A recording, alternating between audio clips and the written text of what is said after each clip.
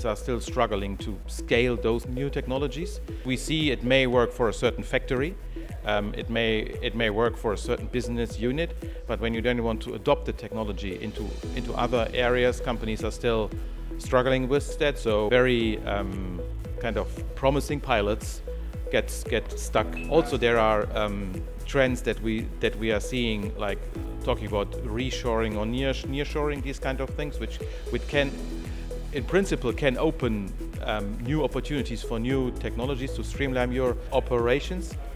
Still, are these trends really happening? Is that something that we see in the market?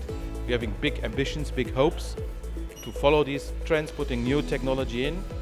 But then the question is it really, are companies really doing it at the moment, or are there so many other influencing factors that those technologies gonna stuck?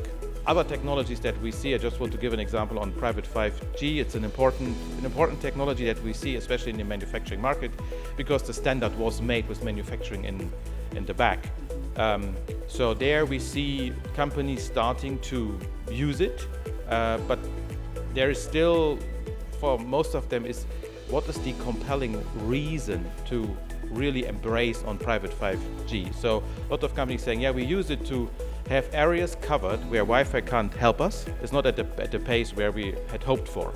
But it's coming, but it takes time. Manufacturing is not the fastest adopting market, so we know that.